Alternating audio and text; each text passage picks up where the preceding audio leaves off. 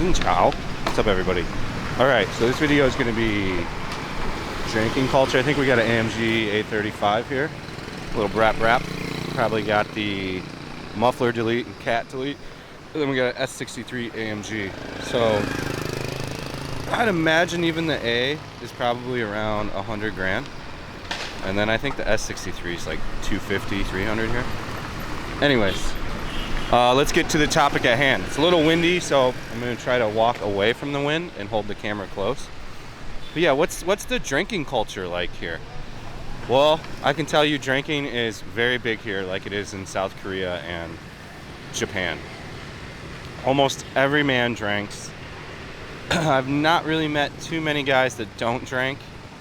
And I would say the drinking age starts at around 16, even though I don't think the legal age is till 18. But it's very, very, very, very, very popular here to drink. The king of beers here is Tiger. So it's a Heineken-made product. It's, I think, 5% or less. And they really like it. I mean, Tiger is king in Saigon. It's the #1 beer by a large amount. So let me take a quick pause.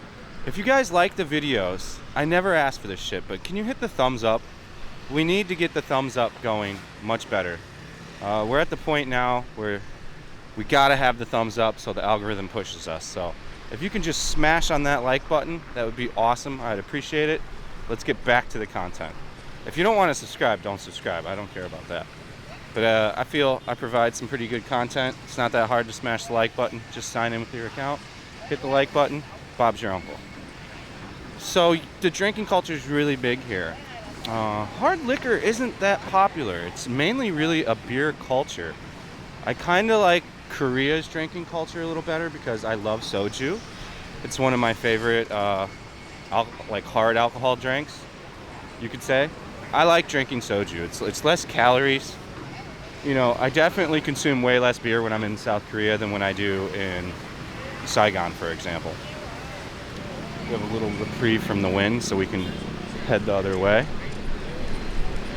But like I said, the drinking culture is really big here.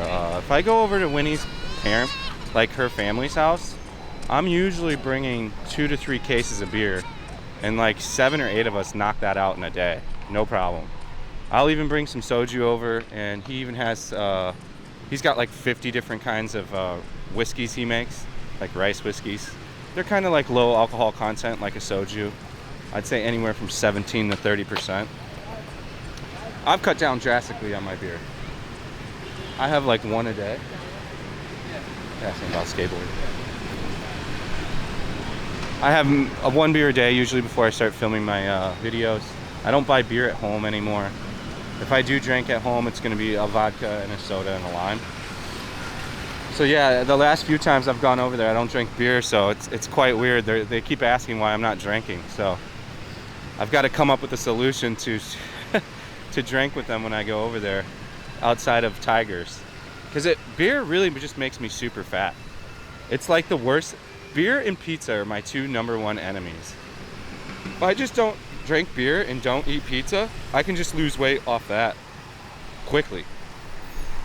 I've been eating a lot of like butter chicken because I'm in keto, and just like butter chicken, if you don't get the naan or anything, it's really good and healthy. I've also been making a lot of chili, like American style chili, with just 1 can of kidney beans, but like a large amount of chili.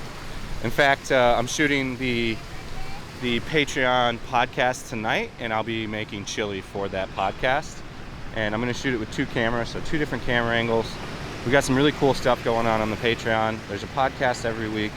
It's been lax the past few weeks because of the move and everything that has been happening. It took a lot to do the move, find the place. You know, New Year's happened, Christmas happened, so things got a little bit delayed because of that.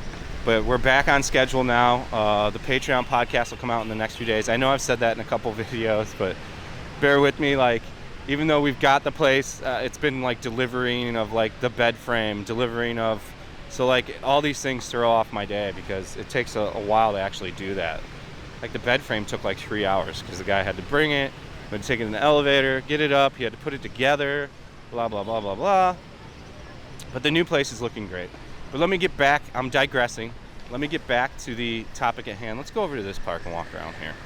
We're always walking around here for the information videos, but they're information, and the reason, I've told the reason 100 times why I film the information videos here is it fits into my daily routine when he gets off of work, and then we can go do our thing. We're gonna go shoot some street food tonight. People really like those street food videos. But yeah, smash that thumbs up button. You know I never ask for that type of stuff. So let's start smashing the like button on all the videos. If you see a video, just smash that thumbs up. But yeah, drinking culture is just really big here. It's a part of what Vietnam is. It's a quick way to like really become friends with the Vietnamese very quickly.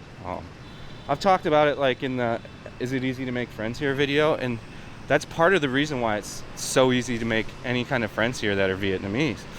Because you can just go to like, I always use Bui Vinh for example. That's where I've met most of my Vietnamese friends, is on Bui Vinh, like drinking.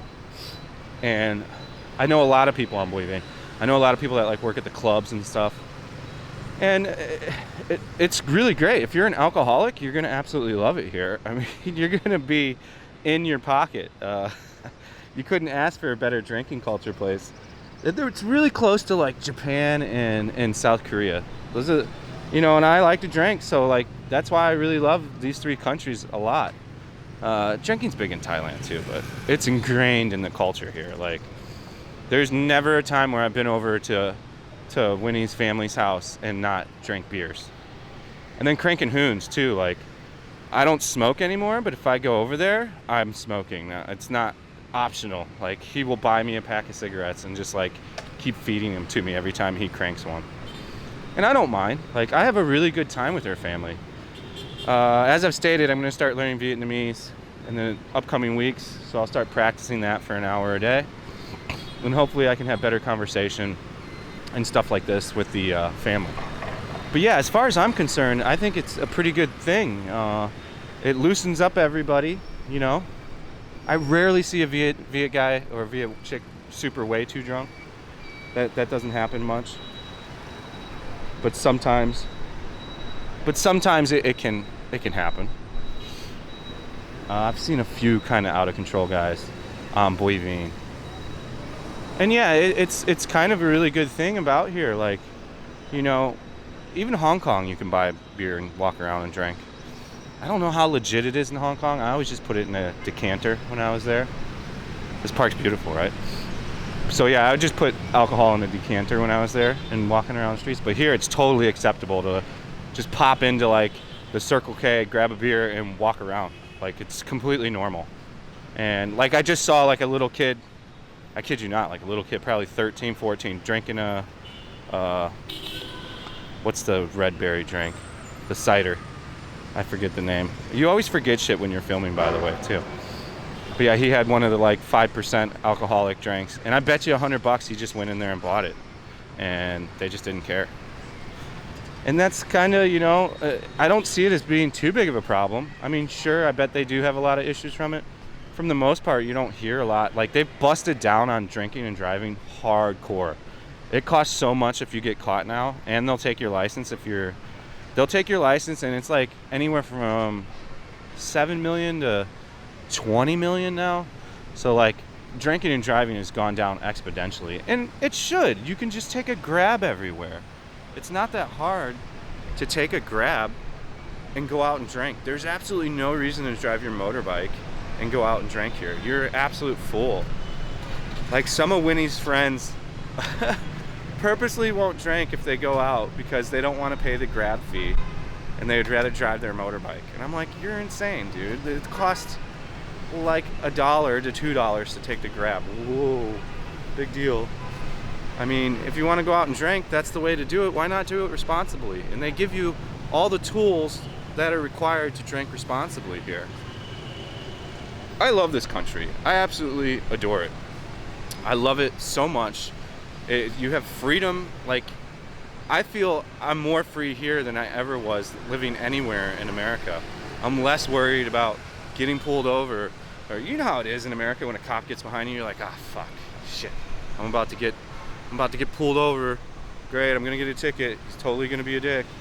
How many times do you not get that ticket in America when you get pulled over? I mean, here you're gonna pay a bribe, but you know, I'd rather pay a bribe than have a ticket and deal with all the red tape. That's the big differences in Japan. They love to give tickets for shit. They love to pull you over. Yeah, you can watch, if you want to see all about that, like TkyoSam used to talk about getting his license suspended and shit a bunch for like stupid little shit, like parking tickets and stuff. They have like a point system, and once you hit this system, you get your license taken. But then you can get it back pretty quickly. You pay like a couple $100, take a class to give a speech, pretty much self-humiliation, and then they'll give you your license back. But if you want to see more information on how that shit flows in Japan, I'd recommend TkyoSam, TkyoSam, over in Japan. He's been vlogging for 10 years plus. All of his stuff's really good. I fully enjoy his channel a lot. He's probably one of my favorite channels now. I used to watch him a long time ago when I never even watched YouTube videos, because he's the AJAT. He had all the AJAT stuff, like back in the day. So I would say if you're a drinker, you're gonna fit in very well here. You're not gonna have any issues, and it's not that expensive is the other cool part. Like, let me give you exact prices on like what a Tiger is. You can get a Tiger as cheap as 20K. So the commenters don't adjust my pricing. Let me give you exact amount. So 87 cents for a beer. And then like if you want a Coca-Cola, it's half that price. It's 40 cents, 43 cents. But yeah, I would say the drinking culture here is really nice. Like it's everybody accepts it. You can have a good time. You don't have to get buck wild drunk. Hard liquor is going to cost you a little more if you're out like drinking. Like Boy Veen, you know, it can be 30, 40K for a beer, but if you try to get like a vodka and soda, it's like 100 to 150K, and they don't even know what that is. Most of the places don't even have hard liquor. It's such a beer-driven culture. Soju is rapidly developing here, though. You can get soju in every convenience store. A lot of restaurants have soju, although it's a little bit overpriced. Like a bottle of soju in the convenience store, 75 to 90K. If you're in a restaurant or at a bar, they charge like 100 to 200K. I've seen as high as 200K. But yeah, soju is an emerging market here. And I mean, in Saigon, I don't know if else. Actually, yeah, soju was big when we were in Vung Tau too. I saw a lot of soju in Vung Tau. But soju is one of my favorites. Like, you have one beer, you got a couple bottles of soju, you got a nice buzz, and Bob's your uncle. You're good to go. And you're not getting super fat. I cannot drink the beer anymore. All the carbs just crush me. And as I'm getting older and older, the more I love a beer too. They're delicious, man. I would love to be able to just crack 5 or 6 beers every night. But if I did, I would just be huge.